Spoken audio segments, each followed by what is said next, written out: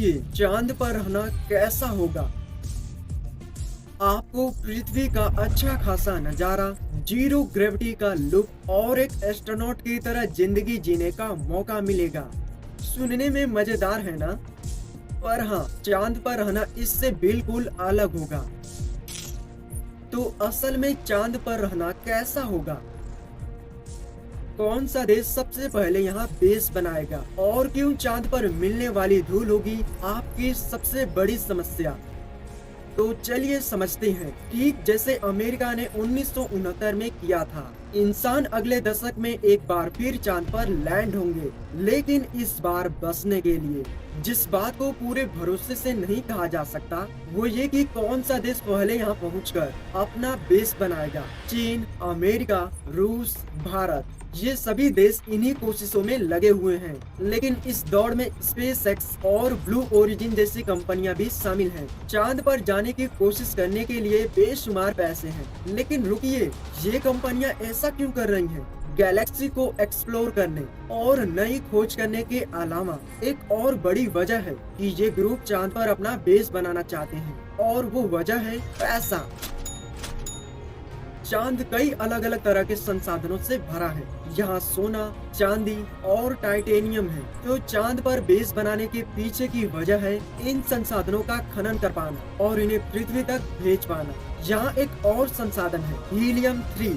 ये पृथ्वी पर बेहद कम मात्रा में होती है, पर चांद के साथ ऐसा नहीं है। ऐसा इसलिए कि चांद का कोई वातावरण नहीं है और हीलियम 3 सूरज से निकलने वाली रेडिएशन से आती है। अरबों सालों से चांद इस केमिकल को सोख रहा है और खुशकिस्मती से ये ऊर्जा के लिए इस्तेमाल हो सकता है। हीलियम 3 इतना शक्तिशाली है कि केवल 100 किलोग्राम से आप टेक्सास के डैलस जैसे शहर के लिए 1 साल तक ऊर्जा बना सकते हैं। और हाँ, इसके केवल 28 ग्राम की कीमत है $40,000। अब चूंकि संसाधनों की कीमत इतनी ज्यादा है, ये बात किसी से छुपी नहीं है कि ये देश या कंपनियां सबसे पहले बेस बना पाने की होड़ में हैं। लेकिन अगर वो बेस बना भी लेते हैं तो भी वो मालिक नहीं बनने वाले। 1967 में संयुक्त राष्ट्र ने ये फैसला लिया था कि कोई भी अंतरिक्ष पर मालिकाना हक नहीं रख सकता। इसे लेकर अलग अलग देश के बीच तनाव बढ़ सकता है और बात जंग तक जा सकती है। पर इस ड्रामे के बारे में तो काफी बात हो गई।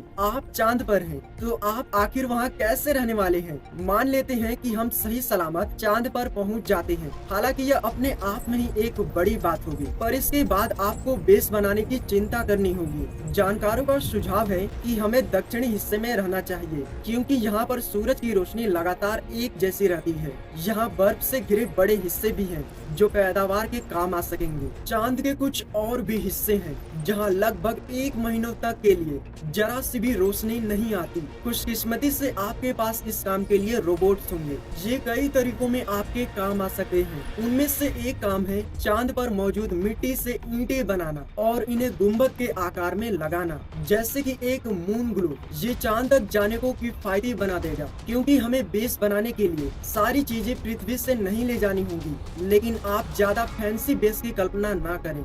ज्यादा संभावना यही है कि ये सतह के कई मीटर नीचे हो, ताकि आप सूरज की रेडिएशन से बच सकें। और अब बात इसकी कि आप खाएंगे क्या। ये तो वही अंतरिक्ष यात्रियों वाला ड्राई फूड होगा, लेकिन अच्छी बात ये है कि आप कुछ गाजर और टमाटर उगा सकेंगे। 2014 में एक डच शोध में पाया गया कि चांद की मिट्टी पर चीजें उगा पाना मुमकिन है। और आप पिएंगे क्या? बदकिस्मती से ज्यादातर जो आप पिएंगे वो आप ही के रिसाइकल की गई पेशाब होगी, क्योंकि पीने लायक पानी चांद पर मौजूद नहीं है और वहाँ तक पानी ले जाना तो बहुत ही मुश्किल होगा। एक और चीज है जिसकी आपको काफी फिक्र करनी होगी, चांद पर मौजूद धूल। ये चुंबकीय धूल सब जगह पहुँच जाती है। ये आपके सूट पे लगेगी और यहाँ तक कि आपके त्वचा पर भी। पहले के अंतरिक्ष यात्रियों को इससे एलर्जी भी हो चुकी है। ये थोड़ा शार्प भी होता है, यानी आप इसे अगर गलती से भी निगल लेते हैं तो बहुत बड़ी समस्या हो सकती है। लेकिन चांद की धूल की चिंता केवल इंसानों तक सीमित नहीं है, ये मशीनों के अंदर भी जा सकती हैं, जिससे ये ओवरहीट हो जाएंगी। इससे पहले कि हम चांद पर बसें, ये एक बड़ी समस्या है जिसका हल हमें ढूंढना होगा। इन सभी मुद्दों से जहन में एक सवाल आता है, क्या आप वाकई चांद पर बसने वाले पहले शख्स होना चाहेंगे? काफी हद तक संभव है कि आप अपना ज्यादातर वक्त केवल खनन और जीने की कोशिशों में बिता रहे हों और जीरो ग्रेविटी का लुत्फ उठाने का जरा भी वक्त आपको ना मिले। और वैसे भी हम सभी जानते हैं कि चांद पर जाना असल में हमारा पहला कदम है मंगल पर जाने की दिशा में, तो शायद हमें उसका ही इंतजार करना चाहिए। लेकिन इस पर चर्चा के लिए देखते रहें ऐसे 7 फैक्ट्स।